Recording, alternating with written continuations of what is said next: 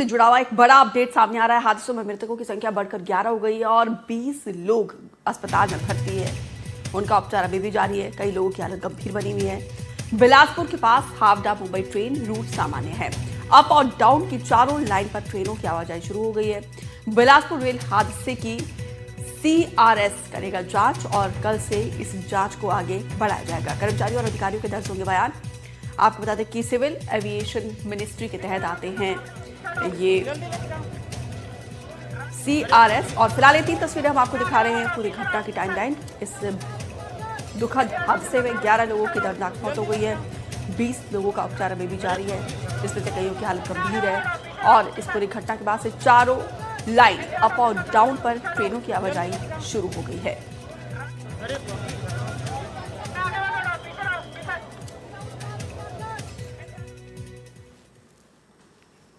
बिलासपुर में हुए दर्दनाक रेल हादसे में अब तक 11 लोगों की जान जा चुकी है, लेकिन सवाल ये है कि आखिर इतना बड़ा हादसा कैसे हुआ, इसके पीछे की क्या वजह रही होगी, क्या है वो सवाल जिनके जवाब रेलवे की जांच टीम तलाश रही है। देखिए इस रिपोर्ट के जरिए।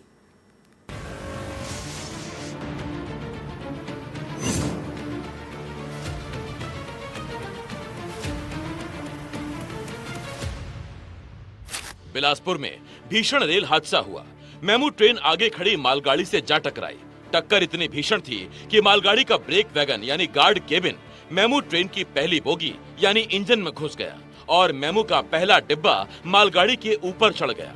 इस हादसे में 7 से ज्यादा लोगों की मौत हो चुकी है और कई घायलों का इलाज जारी है। इस भीषण हादसे को देखकर कई सवाल खड़े हो रहे हैं। क्या है वो सवाल, आइए देखते हैं।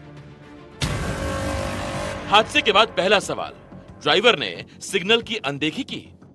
इस सवाल का जवाब रेलवे की जांच टीम तलाशने की कोशिश कर रही है, क्योंकि अगर ऐसा हुआ है तो यही हादसे की सबसे बड़ी वजह हो सकता है। लेकिन लोको पायलट ऐसा बिल्कुल नहीं कर सकते। वो उसी रफ्तार से जानबूझकर सिग्नल की अनदेखी नहीं कर सकते। दूसरा सवाल, क्यों मेमू ओवरशूट हुई? सेम ट्रैक पर जा रही मालगाड़ी को पीछे से टक्कर मारने का मतलब ही यह है कि मेमू ओवरशूट हुई। रेलवे के टर्म में ओवरशूट का मतलब होता है सिग्नल तोड़कर आगे बढ़ जाना। इस मामले में ओवरशूट तो हुआ है, लेकिन सवाल फिर वही है कि आखिर इतनी तेज रफ्तार से नियमों के खिलाफ जाकर ओवरशूट हुआ तो हुआ कैसे? जांच टीम अब ये पता लगाने की कोशिश कर रही है कि सिग्नल ओवरशूट होने के पीछे तकनीकी खामी थी या मानवीय गलती। क्या मेमू के ब्रेक फेल हुए? इस बात की आशंका बहुत ही कम है, क्योंकि मौजूदा वक्त में मेमूज बहुत ज्यादा एडवांस हैं और अगर ऐसा होता तो लोको पायलट को पहले ही पता चल जाता। रेलवे अधिकारियों का कहना है कि मेमू ट्रेनों में आधुनिक सिग्नलिंग और ब्रेकिंग सिस्टम होता है, जिससे इस तरह की चूक कम ही होती है। फिर भी हादसे के वक्त ट्रेन की स्पीड कितनी थी और क्या ब्रेकिंग सिस्टम सही तरीके से काम कर रहा था, इसकी जांच की जा रही है। तकनीकी दिक्कत या मानवीय भूल, ये सवाल बहुत बड़ा है, क्योंकि इस मामले में दोनों की आशंका रहती है। अगर सिग्नलिंग में कोई गड़बड़ी थी या फिर ब्रेक फेल हुए तो ये तकनीकी दिक्कत थी, लेकिन अगर लोको पायलट ने सिग्नल मिस किया या नियमों का पालन नहीं किया या रफ्तार ज्यादा रखी तो फिर ये लोको पायलट की गलती ही कहलाएगी। हालांकि जांच टीम ये भी देख रही है कि क्या सिग्नल सही काम कर रहे थे और हादसे के वक्त लोको पायलट को क्या सिग्नल मिला था। क्या है ऑटोमेटिक सिग्नल के नियम? मौजूदा वक्त में देश में दोनों तरह के सिग्नलिंग सिस्टम काम कर रहे हैं। पहला मैनुअल और दूसरा ऑटोमेटिक। मैनुअल तरीके में अभी भी स्टेशन मास्टर ट्रेन के लोको पायलट को आगे के सेक्शन की स्थिति बताते हुए निर्देश देते हैं, जबकि ऑटोमेटिक सिग्नलिंग में ये सारा काम अपने आप होता है। इस दौरान ऑटोमेटिक सिग्नल के लिए नियम है कि अगर काफी देर से रेड सिग्नल है तो लोको पायलट सामान्य रोशनी में 15 किलोमीटर प्रति घंटे और धुंध या खराब विजिबिलिटी में 10 किलोमीटर प्रति घंटे की रफ्तार से आगे बढ़ सकता है। क्या लोको पायलट को नींद आई थी?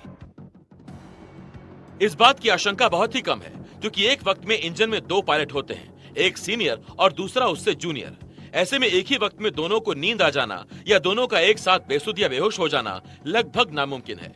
और ऐसा इसलिए भी नहीं कहा जा सकता क्योंकि ये मेमू ट्रेन पिछले ही स्टेशन पर हमेशा की तरह रुकी थी और फिर वहां से चली भी थी।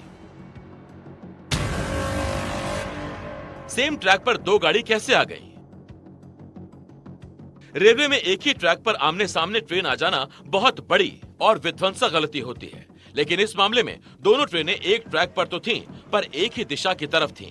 मालगाड़ी खड़ी थी जबकि मेमू ने उसके पीछे से उसे टक्कर मारी। रेलवे के नियमों में एक ही दिशा में आगे बढ़ रही ट्रेनों के लिए भी नियम है। जांच टीम ये भी पता लगाने की कोशिश कर रही है कि क्यों दोनों ट्रेनों के बीच सुरक्षित दूरी को नहीं बनाकर रखा गया और इसमें किसकी गलती है। ये वो तमाम सवाल हैं जिनके जवाब रेलवे की जांच टीम तलाश रही है। अब जांच रिपोर्ट के बाद ही साफ होगा कि आखिर इतने बड़े हादसे की वजह क्या रही। Bureau report, NDTV Madhya Pradesh Chhattisgarh.